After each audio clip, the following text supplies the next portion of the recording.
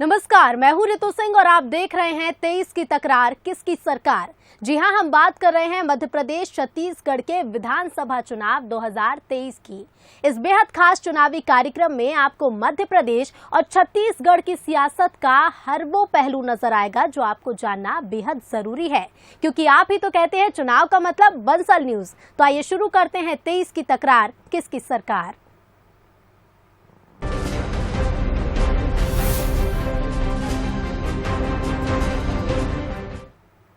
और सबसे पहले बात करेंगे इलेक्शन टुडे की, जो 2023 के चुनाव में बड़ा उलटफेर कर सकती है। छत्तीसगढ़ में दल बदल का खेल शुरू हो गया है। आदिवासी नेता नंद कुमार साय ने कांग्रेस ज्वाइन कर ली है। चुनाव से पहले नंद कुमार का कांग्रेस में जाना बीजेपी के लिए एक बड़ा झटका माना जा रहा है। 2023 में इसका क्या असर देखने को मिल सकता है, इस रिपोर्ट में देखिए। ठीक चुनाव से पहले छत्तीसगढ़ बीजेपी को बड़ा झटका लगा। आदिवासी नेता नंद कुमार साय ने कांग्रेस का हाथ थाम लिया। राजीव भवन में सीएम भूपेश की मौजूदगी में नंद कुमार साय कांग्रेस में शामिल हुए। अब नंद कुमार का कांग्रेस में जाना छत्तीसगढ़ में दल बदल के खेल की शुरुआत मानी जा रही है। लेकिन कहा तो ये भी जा रहा है कि कांग्रेस ने 2018 का बदला 2023 में बीजेपी से लिया है, क्योंकि 2018 के चुनाव के समय बीजेपी ने कांग्रेस के तत्कालीन कार्यकारी अध्यक्ष रामदयाल उइके को बीजेपी ज्वाइन करवाकर कांग्रेस को बड़ी चोट पहुंचाई थी। और अब कांग्रेस ने भी कुछ ऐसा ही किया। नहीं, देखिए, आज हम बीजेपी से तो अब पृथक हो गए हैं, लेकिन हम चाहते थे कि छत्तीसगढ़ के जो जनजाति समाज है, अनुसूचित जाति वर्ग है, गरीब पिछड़ा वर्ग, सभी लोग हैं, इनको आगे बढ़ाने की दृष्टि से भारतीय जनता पार्टी एक महत्वपूर्ण भूमिका में आए, लेकिन ये हो नहीं पा रहा था। अंत में ये निर्णय ले लिया कि शायद ये जो कुछ सरकार जो है कुछ काम कर रही है, ऐसा समझ करके मैंने निर्णय ले लिया। पूरा जीवन आदिवासियों की सेवा के लिए उन्होंने संघर्ष किया। सत्ता में रहे या विपक्ष में रहे, उन्होंने हमेशा वंचितों के, गरीबों के हक की लड़ाई वो लड़ते रहे। नंद कुमार साय की पहचान बड़े आदिवासी चेहरे के तौर पर होती है। छत्तीसगढ़ विधानसभा चुनाव में आदिवासी अहम भूमिका निभाते हैं। जाहिर है, छत्तीसगढ़ की 90 विधानसभा सीटों में से 29 सीटें एसटी के लिए आरक्षित है। वर्तमान में इन 29 सीटों में से 27 सीटों पर कांग्रेस का कब्जा है, जबकि सिर्फ 2 सीटें ही बीजेपी के पास है। विधानसभा की 90 सीटों पर 30% एसटी वोटर्स निर्णायक हैं। हालांकि बीजेपी का नंद कुमार साय के फैसले पर क्या कहना है, वो सुनिए। कांग्रेस की सोच ठीक है। यदि उनकी सोच है तो कांग्रेस में गए हैं तो आगे आने वाला समय ही इसका मूल्यांकन करेगा। देखिए, मैं स्वयं अचंभित हूँ और दुखी भी हूँ।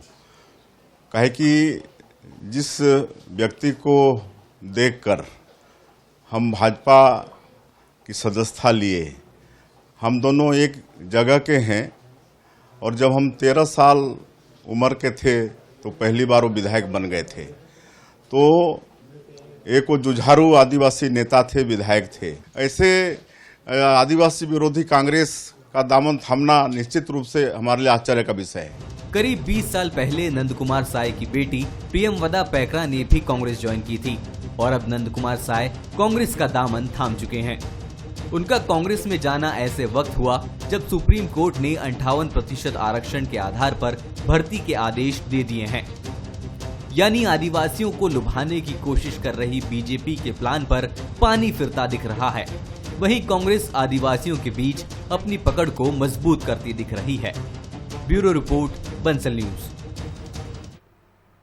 नंद कुमार साय ने कांग्रेस सदस्यता लेने के बाद बंसल न्यूज है शरद द्विवेदी से खास बातचीत की, जिसमें उन्होंने बीजेपी छोड़ने और कांग्रेस में शामिल होने से लेकर आगे की रणनीति पर भी बात की है। ये निर्णय आपने जिस तरह बताया कि भारी मन से लिया, जिस तरह से आप आखिर कारण क्या रहा, हम सब जानना चाहते हैं। किसने आपके मन को इतनी ठेस पहुंचाई? ये छत्तीसगढ़ बीजेपी के नेता रहे या केंद्र के भी कुछ नेता रहे इसमें? जी नहीं, देखिए, आज हम बीजेपी से तो अब पृथक हो गए हैं, लेकिन हम चाहते थे कि छत्तीसगढ़ के जो जनजाति समाज है, अनुसूचित जाति वर्ग है, गरीब पिछड़ा वर्ग, सभी लोग हैं, इनको आगे बढ़ाने की दृष्टि से भारतीय जनता पार्टी एक महत्वपूर्ण भूमिका में आए और इस दृष्टि से हम निरंतर प्रयत्न करते रहे, लेकिन उस स्तर को हम प्राप्त करने की स्थिति में नहीं आ पा रहे थे। मैं अलग अलग तरीके से लोगों को बताता था कि सारे पुराने लोग, नए लोग, सबको जोड़ करके अलग अलग क्षेत्रों में भारतीय जनता पार्टी की गति को तेज करो, लेकिन ये हो नहीं पा रहा था। इसीलिए मैं बहुत परेशान था कि कैसे भारतीय जनता पार्टी को यहाँ का सभी समाज के लोगों के समस्त प्रकार के समस्याओं के उत्थान का कारक कैसे बना सकते हैं। नहीं हो पाया, मैं बहुत दुखी था और अंत में ये निर्णय ले लिया कि शायद ये जो कुछ सरकार जो है कुछ काम कर रही है, नरवा गुरुआ घुरुआ और कई जगह का कुछ काम है, वो रामगन पथ को बनाने की बात है, कौशल्या जी का नाम ले रहे हैं, तो शायद ये कुछ और छत्तीसगढ़ की अस्मिता और यहाँ के समस्त समाज के उत्कर्ष के लिए कुछ कर सकते हैं, ऐसा समझ करके मैंने निर्णय ले लिया। अब बीजेपी ये कहती है, साय साहब आज भी कुछ बड़े नेताओं से बात हुई, उन्होंने कहा हमने सब कुछ तो नंद कुमार जी की क्षमता, उनकी योग्यता, हम ये नहीं कहते उससे अधिक दिया, लेकिन 3 बार विधायक, 3 बार के सांसद, अनुसूचित जनजाति आयोग के अध्यक्ष, अब इससे अधिक कोई अपेक्षा होती तो पार्टी के भीतर बात करते। जी नहीं, देखिए वो बात तो मेरी क्या करते क्या नहीं करते जी, ये अलग बात है, लेकिन जी ये है कि यहाँ भारतीय जनता पार्टी कहाँ पर है, किस दशा में है, आप जरा देखिए ना। इतनी घटनाएं हो रही हैं, इतनी समस्याएं हो रही हैं, उसका कारक क्यों नहीं बनाया गया? उसको प्रेस कॉन्फ्रेंस करके कहा है, पार्टी में जो प्रमुख जिम्मेदार लोग हैं, पदाधिकारी हैं, ये उनकी जिम्मेदारी थी। जी जी, आप ये मानते हैं क्या संवाद की कड़ी कमजोर हुई है? जैसे आपके समय होती थी कुशाभाऊ ठाकरे, प्यारेलाल खंडेलवाल, सारंग जी के समय, क्या संवाद की, बातचीत की वो कड़ी कमजोर हुई है? जी जी, मुझे ऐसा भी लगता है। जी, मैं तो अभी आपको बता दूं जी कि मैं केवल एक सामान्य कार्य समिति का सदस्य मात्र था जी, न मैं कोर ग्रुप में न किसी में, और भी बहुत सारे वरिष्ठ लोग हैं जी, जो किनारे डाल दिए गए थे। जी जी जी, हाँ। अच्छा ये बताइए। और वो कड़ी तो कमजोर हुई है, संवाद होती नहीं है। मैंने आप समय ले लो, केंद्र के नेताओं को उनका समय नहीं मिलता। जी जी जी, ये बड़ी चीज है, ये बड़ी बात कह रहे हैं आप। हाँ। ये बताइए मुझे, मैं ज्यादा समय नहीं लूंगा, मैं समझ रहा हूं कि ये बताइए कि कांग्रेस से कोई बातचीत हुई है आपकी राज्यसभा जाने के लिए, लोकसभा के लिए, या विधानसभा चुनाव लड़ेंगे आप? क्या स्थिति रहेगी? जी नहीं, अभी एकदम से स्पष्ट नहीं है, लेकिन बात एकदम आगे किया नहीं, आज कार्यक्रम हो गया है, लेकिन ये है कि हम ऐसी जगह में रहना चाहते हैं जिससे यहाँ के जन सामान्य की कुछ न कुछ समस्याओं का समाधान हम करते रहें, उनके लिए काम करते रहें।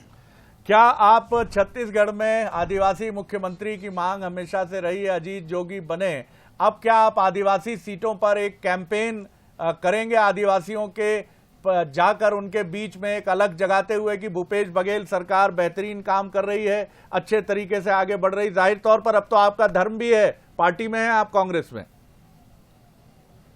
जी देखिए, आगे चल करके ये यहाँ के लोग का उत्थान हो, वो शिक्षित बने और समृद्ध भी बने, इसके लिए जो जो आवश्यक बातें होंगी, सब समाज को लिए साथ में आगे है बढ़ते जाना।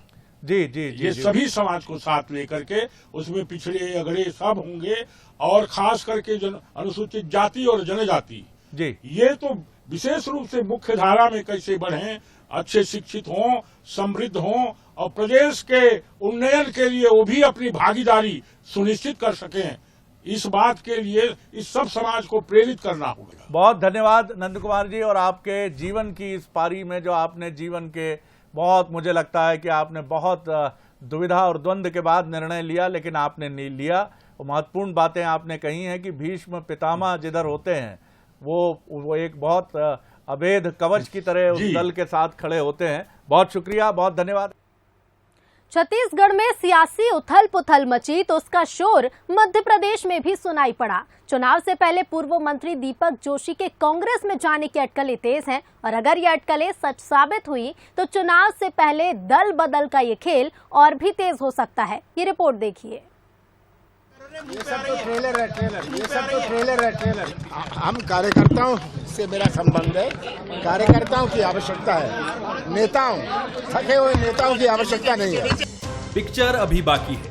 कमलनाथ के इस बयान के बाद दल बदल की अटकलें फिर जोर पकड़ने लगी हैं। सियासी अखाड़े के पहलवान अदला बदली का मन बनाते दिख रहे हैं, लेकिन कमलनाथ का ये इशारा भी साफ है कि कांग्रेस को उन नेताओं की जरूरत है जिनकी जमीन पर पकड़ मजबूत हो। वहीं अटकलें तो बीजेपी नेता और पूर्व मंत्री दीपक जोशी के कांग्रेस में शामिल होने की भी है। कहा तो ये भी जा रहा है कि दीपक जोशी को कांग्रेस की तरफ से हरी झंडी मिल चुकी है। हालांकि इन कयासों के बीच जब दीपक जोशी से बात की गई तो इस दौरान उनकी नाराजगी भी झलकी। भैया मैं 2.5 साल 3 साल से अपने कार्यकर्ताओं की लड़ाई लड़ते लड़ते थक गया हूँ। जी जी जी। मैं कोई पद नहीं चाहता, कोई प्रतिष्ठा नहीं चाहता, मैं चुपचाप बैठा हुआ। आपने कभी देखा क्या मुझे कोई पार्टी करने में या फलाने लगे ढंकी लगे? कभी नहीं। मैं अपना काम अपनी जगह करता हूँ, लेकिन काटाफोड़ से लेके कल केलोद तक की लड़ाई।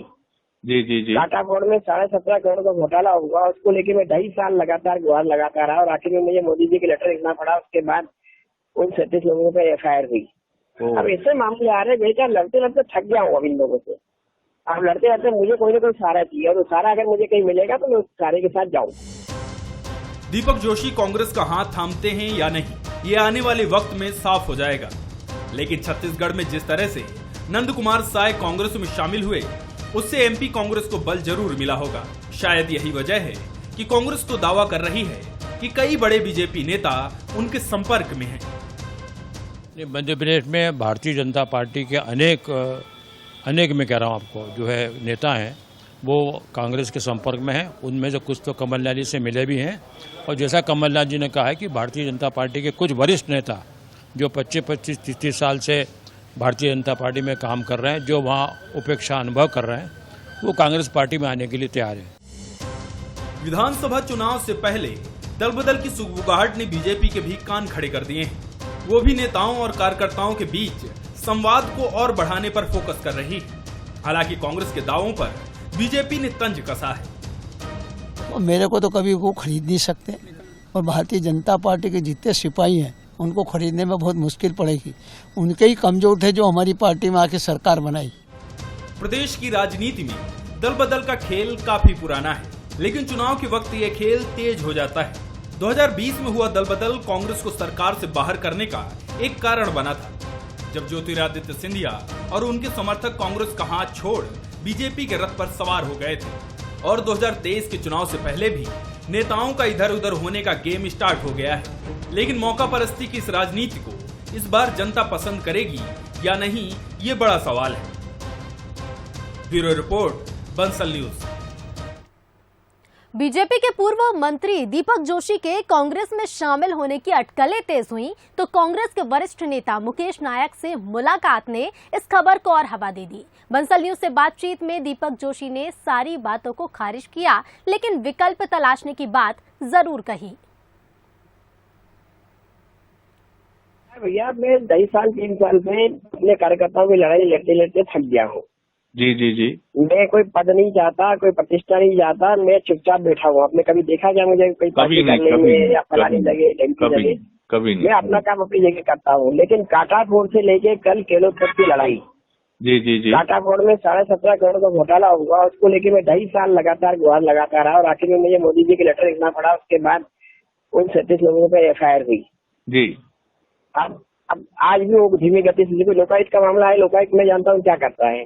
जी हाँ जी। वो पैसे के पैसे रखी, वो जनता सब मुझसे कहती है आप ईमानदार आदमी हो, ईमानदार आप कहते हो कि मेरा परिवार मेरा घर, आप क्यों हमारी लड़ाई नहीं लड़ते, क्यों नहीं लड़ाई लड़ते? परंतु केलोद गांव जहाँ का मनोज चौधरी रहने वाला है, उस गांव में एक मुकेश चौधरी लड़का है जो विकलांग है पैर से। जी। उसका परिवार जनसंघ जमाने से हमारे साथ, और इसलिए है कि उसके पिता मनोज चौधरी के दादा का गाँव में आपको याद होगा मर्डर होने के बाद कल पड़ जाती है। जिन्होंने मर्डर किया वो अपने आप हमारे कार्यकर्ता हो गए, सालों से हमारे साथ है।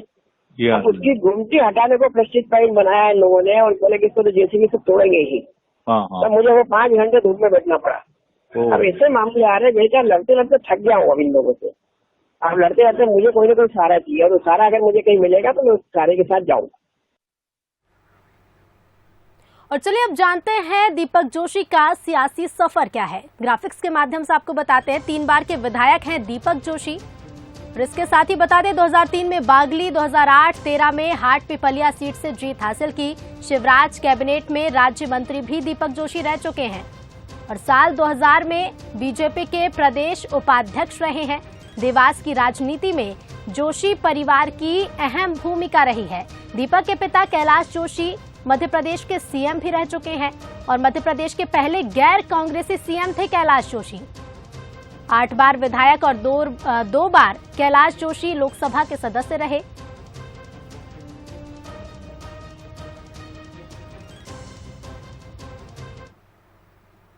और चलिए अब दल बदल की खबरों के बाद खबर निष्ठा की शपथ की।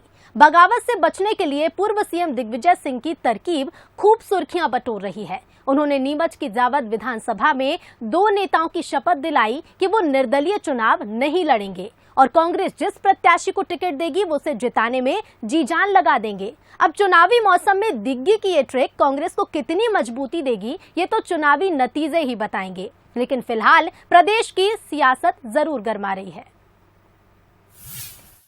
मैं कोई निर्दलीय चुनाव नहीं लड़ूंगा, चाहे टिकट किसी को मिले, और जीवन में मैं जब तक जिंदा रहूंगा मेरे खानदान से कोई भी हाथ के पंजे के खिलाफ काम नहीं करेगा।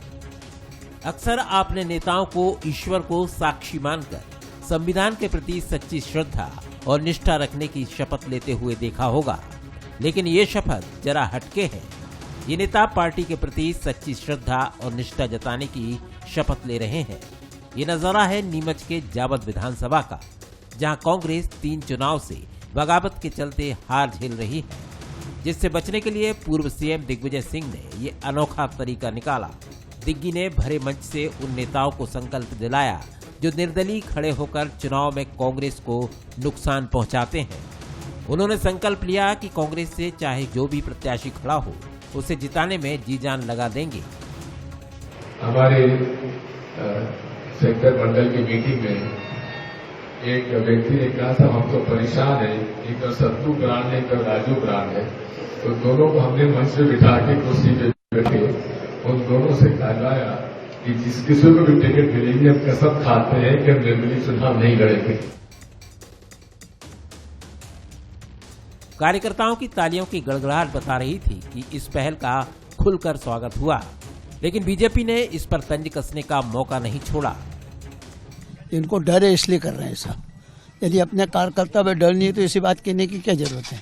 लोग कहते हैं वोट देने के लिए पानी छोड़ो, और पानी छोड़ो जिसके बाद भी नहीं दे तो आप क्या कर लेंगे। सही बात यह है कि अपने मतदाता पे और मध्य प्रदेश की जनता पे उनको भरोसा होना चाहिए। उनको भरोसा नहीं है। हमारे मुख्यमंत्री जी को पूरा भरोसा है।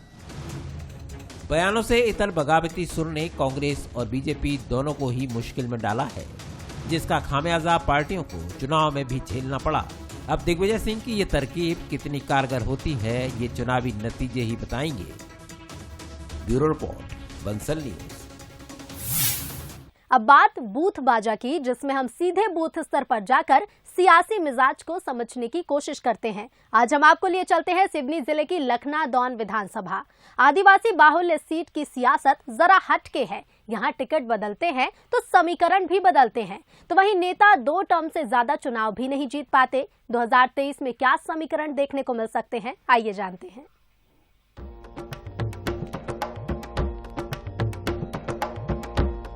लखनादौन विधानसभा मंडला विधानसभा में आने वाली ये सीट प्रदेश की राजनीति में अलग पहचान रखती है। आदिवासी बाहुल्य और आदिवासी आरक्षित ये सीट कस्बाई इलाकों से मिलकर बनी है। प्रदेश की सबसे पुरानी तहसील में शुमार ये विधानसभा कई दार्शनिक और प्रसिद्ध जगहों के लिए भी जानी जाती है। आजादी के दौर से ये सीट कांग्रेस के कब्जे वाली रही है। साल 2018 में भी कांग्रेस के योगेंद्र सिंह ही सीट से जीते। योगेंद्र सिंह पूर्व कैबिनेट मंत्री और हिमाचल प्रदेश की राज्यपाल रही उर्मिला सिंह के बेटे हैं। उन्हें कांग्रेस ने साल 2013 में उस वक्त उतारा था जब बीजेपी लगातार 2 बार जीत दर्ज कर चुकी थी। ऐसे में कांग्रेस को जिताऊ कैंडिडेट की तलाश थी। योगेंद्र पार्टी की उम्मीदों पर खरे उतरे। अब 2023 में भी उनकी दावेदारी मजबूत मानी जा रही है। 5 वर्षों में विकास तो एक तो ये है कि कुछ यहाँ पे बांध आए हैं, करीब 5 बांध आए हैं इन 5 वर्षों में, और इसके साथ साथ बड़े काम तो बहुत कम आए हैं, पर जो छोटे छोटे काम आए हैं वो सब काम पूर्णता की ओर है। लखनादौन सीट पर कांग्रेस राज लंबे वक्त तक रहा, लेकिन चुनावी साल में टिकट कटने की वजह से कांग्रेस का भी पत्ता कटा। साल 2003 में बीजेपी ने शशि पर भरोसा जताया और वो कामयाब भी हुई। ठाकुर मरावी ने साल 2003 और 2008 में लगातार 2 बार जीत दर्ज की। अब बीजेपी 2013 और 2018 की हार से सबक लेकर 2 बार के सूखे को खत्म करने के इरादे से मैदान में उतरने वाली है। विगत 10 वर्षों से यहाँ पर कांग्रेस के विधायक रहे, उनकी कार्यशैली काफी निष्क्रिय है। अगर वो सक्रिय भूमिका में रहते तो मध्य प्रदेश की सरकार के माध्यम से हमारे विधानसभा क्षेत्र में अच्छा कार्य कर सकते थे। उन्होंने विपक्ष में रहते हुए भी एक अच्छी भूमिका नहीं निभा पाए, इसका हमें खेद है। 2023 के चुनाव में भारतीय जनता पार्टी का विधानसभा प्रत्याशी हमारे लखनादौन से जाएगा। लखनादौन प्रदेश की सबसे पुरानी तहसील है। जाहिर है इसे जिला बनाने की मांग लखनादौन वासी लंबे अरसे से करते आ रहे हैं। वहीं रेलवे लाइन, शिक्षा, स्वास्थ्य और बेरोजगारी के साथ पलायन का मुद्दा जनता के लिए परेशानी का सबब बना हुआ है। लखनादौन का इतिहास गवाह है कि जब जब टिकट बदले, समीकरण भी बदले। 2 बार के जीते विधायक तीसरी बार खेलने में कामयाब नहीं हो पाए। वहीं इस सीट पर गोंडवाना गणतंत्र पार्टी समीकरण बिगाड़ते नजर आएगी। अब देखना होगा कि इस बार बीजेपी कांग्रेस किस पर दांव खेलेगी, जो यकीनन 23 की तकरार को दिलचस्प बनाएगी। ब्यूरो रिपोर्ट के साथ राजेश लखेरा, बंसल न्यूज, लखनादौन। और इसी के साथ 23 की तकरार किसकी सरकार में फिलहाल इतना ही। देखते रहिए बंसल न्यूज। नमस्कार।